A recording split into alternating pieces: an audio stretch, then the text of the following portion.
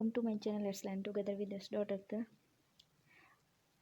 Today my lecture is about question number 4 of exercise 1.1. ठीक है, जिसमें हमने डोमेन एंड रेंज कैलकुलेट करनी है। सबसे पहले मैं आपको उसके बारे में इंट्रोडक्शन दूंगी, what is domain and what is range of a function. After that I will solve question. अच्छा, सबसे पहले है डोमेन क्या होती है। आपके सामने ये एग्जाम्पल नज़र आ रही है। Let f is a function है फ्रॉम एक्स टू वाई।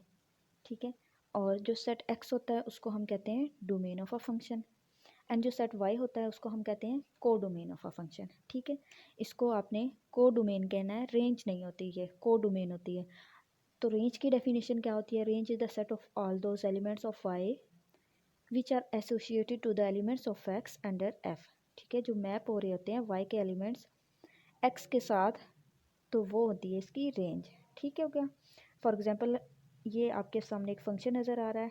ठीक है, मैं आपको इसकी डोमेन, को डोमेन एंड रेंज कैलकुलेट करके बताऊंगी। ठीक है, तो सबसे पहले है डोमेन, डोमेन ऑफ एफ। ठीक है, domain of a function F. तो आपने अभी इसकी डेफिनेशन पढ़ी है कि जो एक्स होता है सेट, वो होती है डोमेन ऑफ दैट फंक्शन। अब यहाँ पे सेट एक्स क्या आ रहा है? 1 2 3 आ रहा है, तो 1 2 3 is the domain of the function F. ठीक हो गया। अब नेक्स्ट है को डोमेन ऑफ अ फंक्शन। तो को डोमेन हमारे पास होता है सारे का सारा जो सेट आ रहा होता है वाई। को डोमेन ऑफ एफ, ठीक है, होल सेट वाई है, A B C D. After that now we have to find range of a function. ठीक है, रेंज के बारे अभी मैंने आपको डेफिनेशन बताई है कि जो सारे एलिमेंट्स मैप हो रहे हैं वही आएंगे रेंज के अंदर। ठीक है, एलिमेंट्स ऑफ वाई। तो यहाँ पे सिर्फ सी जो है वो मैप नहीं हो रहा, तो बाकी जो 3 एलिमेंट्स हैं तो वो फिर इसकी रेंज के अंदर आएंगे।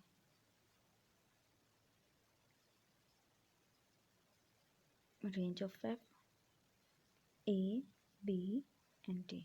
ठीक है, अब यहाँ से आपको पता चल गया कि को domain is not equal to range. Okay, question number 4 का फर्स्ट पार्ट है g of s is equal to 2x minus 5। अच्छा, जब आपने डोमेन रेंज कैलकुलेट करनी है तो सबसे पहले आपने ये चेक करना होता है कि for the values of x function undefined तो नहीं हो रहा। तो अगर आप यहाँ पे x की कोई भी वैल्यूज़ पुट करते हैं तो फंक्शन डिफाइंड ही रहेगा। डिफाइंड का मतलब ये होता है कि उसमें इन्फिनिटी तो नहीं आ रही, फंक्शन एग्जिस्ट तो कर रहा है ना। अगर नॉट एग्जिस्ट करेगा तो आप उसको कहेंगे कि दैट इज़ अनडिफाइंड। ठीक हो गया। अच्छा, this function is defined for all real numbers. ठीक है, ये हर एक रियल नंबर के लिए डिफाइंड है। तो इसकी डोमेन क्या होगी? Domain of g is equal to R, यानी कि it is defined for every real number x. तो इसकी जो डोमेन होगी the set of all real numbers.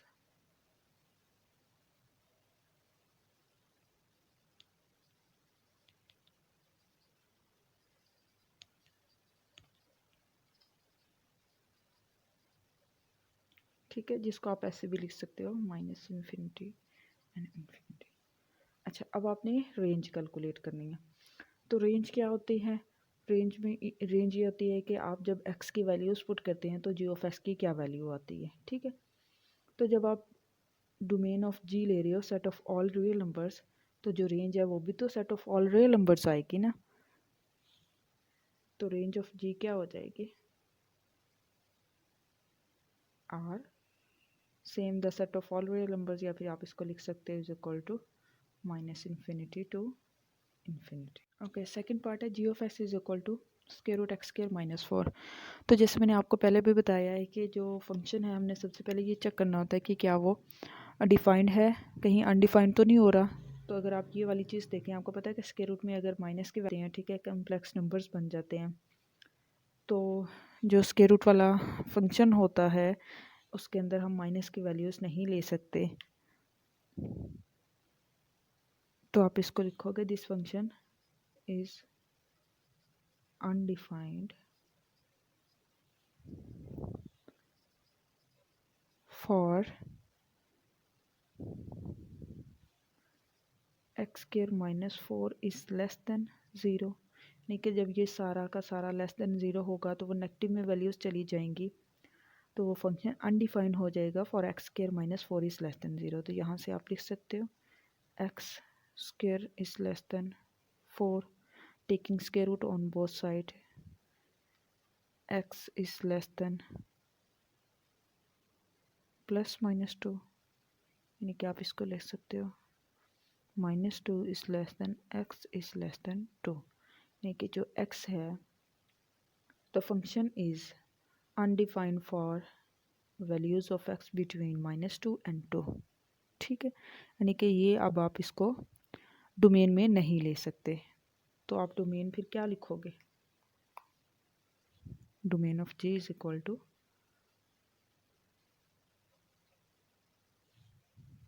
अब आपने ना तो -2 लेना है, -2 से लेस वाले लेने हैं ना तो, और ना तो 2 से लेस वाले लेने हैं। ठीक है,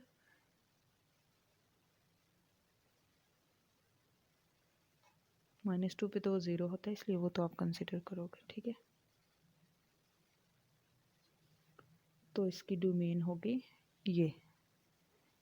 आप इसको ऐसे भी लिख सकते हो कि रियल नंबर में से आप क्या माइनस कर रहे हो, -2 एंड 2। ठीक है, अब यहाँ पे ये ओपन इंटरवल है, इसका मीन है कि -2 इस ओपन इंटरवल के अंदर इंक्लूड नहीं है, लेकिन जो -2 से लेस होंगे, फॉर एग्जांपल -1.8, तो वो इसके अंदर इंक्लूड हो रहा होगा। ठीक हो गया। अच्छा, अब आपने इसकी लेनी है रेंज। तो रेंज में क्योंकि नेगेटिव वैल्यूज़ तो इसमें आएगी नहीं। ठीक है,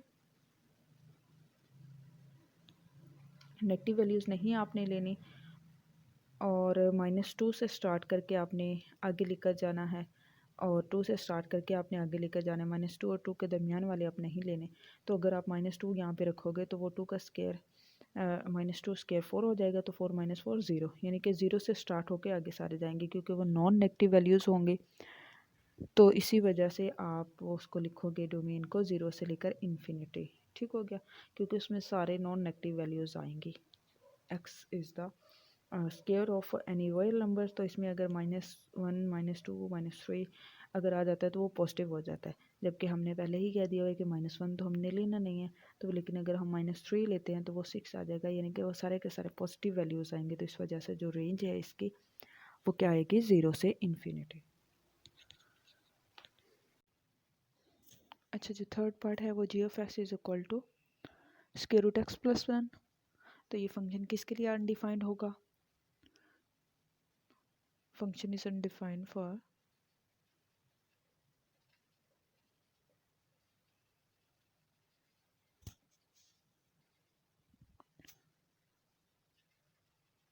x plus 1 is less than 0, यानी कि एक्स प्लस 1 अगर लेस देन 0 होगा तो वो फंक्शन अनडिफाइंड हो जाएगा। तो यहाँ से आप क्या लिख सकते हैं, एक्स इज लेस देन -1, यानी कि -1 से डोमेन में इंक्लूड नहीं कर सकते। You can not include values of x that are less than -1 in the domain. ठीक हो गया। तो डोमेन ऑफ जी फिर क्या लिख सकते हैं, domain of g is equal to, अब आपने -1 से लेस वैल्यूज़ नहीं लेनी, तो फिर -1 से ग्रेटर क्या है, 0 है, -1 तो इंक्लूड है, तो आप इसको लेगो -1 से लेकर इन्फिनिटी तक। इससे जो जितनी भी लेस वैल्यूज़ है वो आपने कंसीडर ही नहीं करनी, क्योंकि फंक्शन उस पर क्या हो जाता है, अनडिफाइंड हो जाता है। ठीक है, now you have to find range of a function, range of g. ठीक है, तो -1 से वैल्यूज स्टार्ट हो रही हैं, यहाँ पे आप वैल्यूज पुट करके देखें, for x is equal to -1। यहाँ पे इसका मतलब है कि -1 इंक्लूड है इंटरवल के दरमियान, इंटरवल के अंदर, क्योंकि ये इंटरवल क्लोज्ड आ रहा है। तो फंक्शन g ऑफ x क्या हो जाएगा, -1 + 1 इज इक्वल टू 0। ठीक है, तो डोमेन में वैल्यूज़ कहाँ से आ रही हैं, 0 से इन्फिनिटी तक। ठीक हो गया। इसकी रेंज में वैल्यूज़ कहाँ से आएंगी, कहाँ तक, 0 to infinity range. Question number 4 का 4 पार्ट हमारे पास है, g of x is equal to x - 3 mod. ठीक है, तो ये जो जी ऑफ एक्स है is defined for every real number x is defined for every real number. ठीक है, तो आप इसकी डोमेन फिर क्या लिख सकते हैं, domain of g is equal to set of all real numbers, R आ जाएगी। आप इसको लिख सकते हो माइनस इन्फिनिटी टू इन्फिनिटी। उसके बाद रेंज है, तो रेंज में अगर आप नेगेटिव वैल्यूज़ भी पुट करो तो आपको पता है कि क्योंकि वो मॉड है तो वो पॉजिटिव हो जाएंगी। The modulus function g of x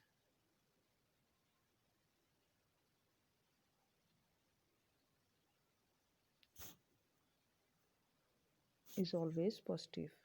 ठीक है, क्योंकि यहाँ अगर आप माइनस की वैल्यू पुट भी कर दें -2 -3 तो क्या आ जाएगा माइनस का 5, क्यों मॉड है तो वो पॉजिटिव हो जाएगा। जैसे यहाँ मैं आपको बताती हूँ, अगर आप लेते हो जी ऑफ -2 लेते हो तो क्या आ जाएगा -2 -3 क्या आएगा -5, तो वो पॉजिटिव हो जाएगा, पॉजिटिव वैल्यूज आएंगे।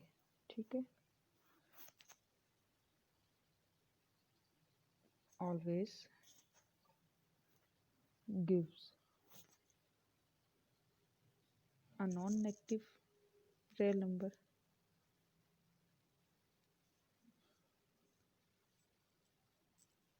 So the range of G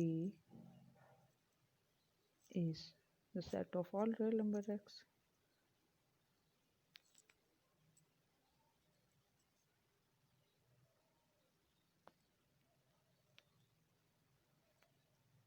The set of all real numbers। ठीक हो गया, तो आप इसको ऐसे भी लिख सकते हो माइनस इन्फिनिटी टू इन्फिनिटी।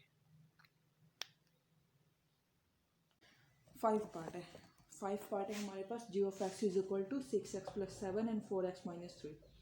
ठीक है, और 6x + 7 कब है, x is less than is equal to -2 के लिए, एंड 4x - 3 कब है, जब x इज ग्रेटर देन है -2।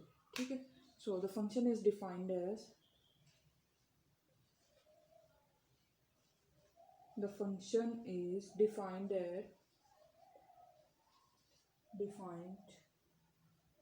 for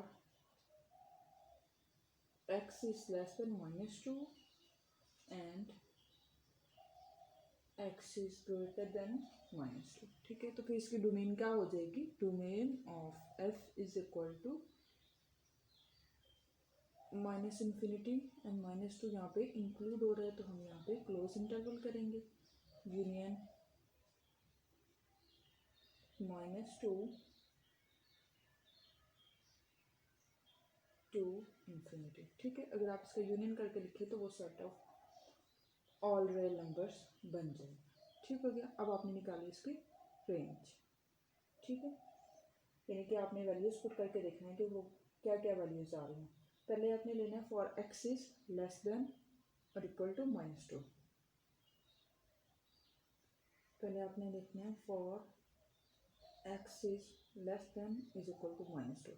less than is equal to मतलब कि -2 इसके अंदर इंक्लूड हो रहा है, तो अगर आप -2 पुट करके देखें तो क्या आ जाएगा, जी ऑफ -2 इज इक्वल टू -12 + 7 यानी कि y का -5।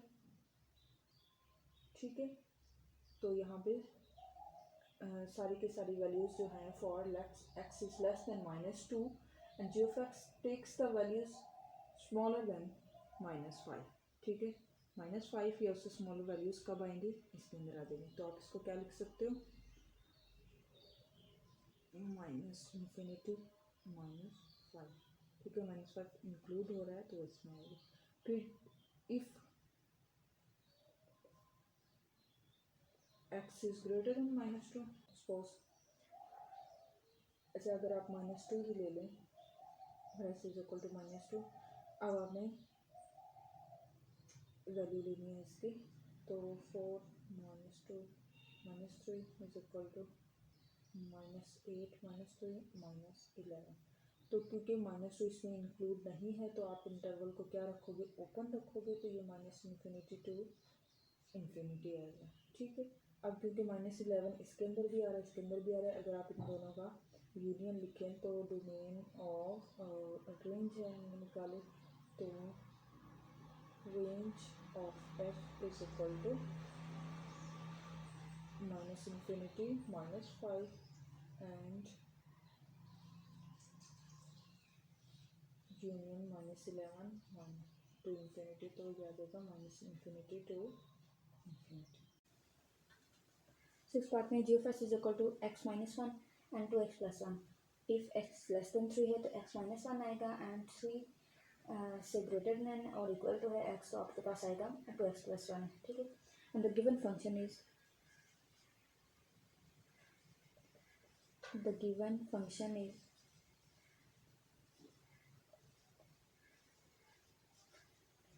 defined for x less than 3 and x 3 is less than is equal to x। ठीक है, तो फिर आप इस दोनों का यूनियन जो होगा वो इसकी डोमेन होगी। Domain of g is equal to -infinity to 3 union 3 to infinity. ठीक है, यहाँ पे क्लोज इंटरवल क्यों लगाए, क्योंकि x is greater than is equal to 3। अब आपने क्या फाइंड आउट करनी है, अब आपने निकालनी है रेंज। ठीक है, तो रेंज निकालने के लिए बारी बारी आपने 3 को इस फंक्शन में भी लेके चेक करना है, इस फंक्शन में भी लेके चेक करना है। If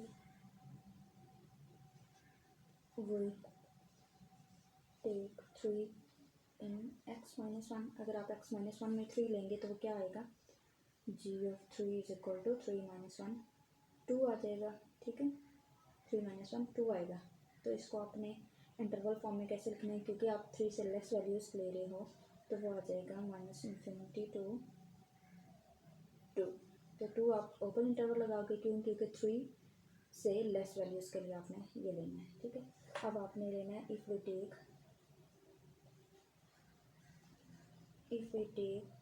3 in 2x plus one, अगर आप इसमें लेके चेक करते हो तो वो क्या आ जाएगा, g of 3 is equal to 6 plus one is equal to 7। ठीक है, अब आप इसको कैसे इंटरवल फॉर्म में लिख सकते हो, 7। अब यहाँ क्लोज इंटरवल आएगा, क्लोज इंटरवल क्यों आएगा, because 3 is included in that function.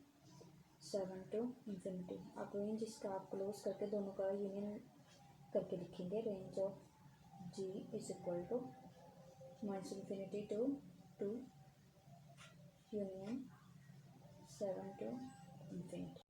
तो क्वेश्चन नंबर 7 आपके पास g of x is equal to x square plus 3x plus 2 over x plus 1 and x is not equal to -1। Why x is not equal to -1, क्योंकि अगर आप यहाँ पे -1 रखोगे तो वो 0 आ जाएगा, एंड समथिंग ओवर 0 क्या बन जाएगा, इन्फिनिटी बन जाएगा। तो जो function g of x is undefined, तो यहाँ से हमें क्या पता चला, function g of x is undefined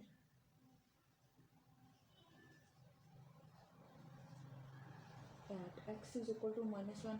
तो आप इसको क्या करोगे, इसको फिर आप डोमेन में इंक्लूड नहीं करोगे, तो फिर इसकी डोमेन ऑफ जी यहाँ से क्या आ जाएगी, so domain of g is equal to R minus, अब इसमें से क्या नहीं लेना आपने, -1 को नहीं लेना। ठीक हो गया, this is domain of g, the set of all numbers except -1, the set of all real numbers except -1।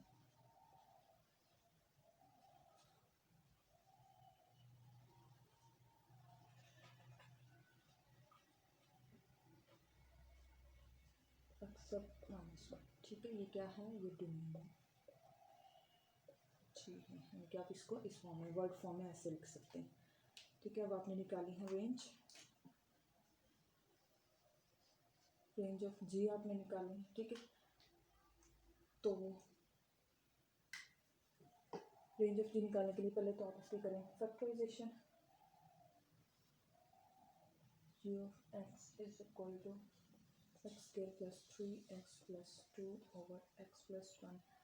तो अगर आप इसकी फैक्टराइजेशन करते हो x square plus 2x plus 2 और x प्लस 1, अब इसमें से कॉमन ले लें तो x into x plus 1 plus 2 and 1 यहाँ से कॉमन ले तो ये x प्लस 2 आ जाएगा, तो क्या आ जाएगा x प्लस 1। तो यहाँ से आप इसको लिख सकते हैं x plus 2 and x plus 1 over x plus 1। ठीक है, यहाँ से ये कैंसिल आउट हो जाएगा, तो g of x is equal to x plus 2। अगर आप जी को लेते हैं -1, तो आपको पता है कि आपने -1 को इंक्लूड नहीं करना, तो रेंज में भी तो अगर आप वैल्यू कोई -1 की पुट करोगे तो कोई ना कोई वैल्यू आएगी, तो वो क्या आएगी, तो g of -1 is equal to -1 + 2, तो क्या आ जाएगा, तो 1, जो 1 है उसको भी फिर आप क्या करोगे, रेंज में इंक्लूड नहीं कर सकते, तो फिर रेंज क्या आ जाएगी यहाँ से,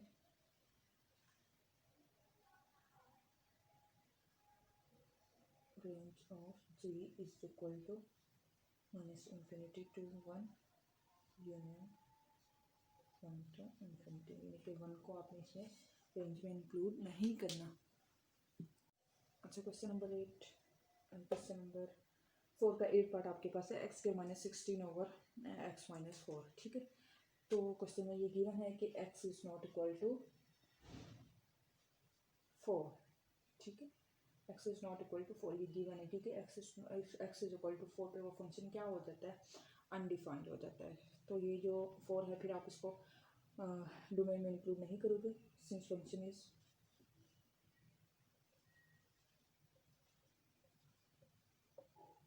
अनडिफाइंड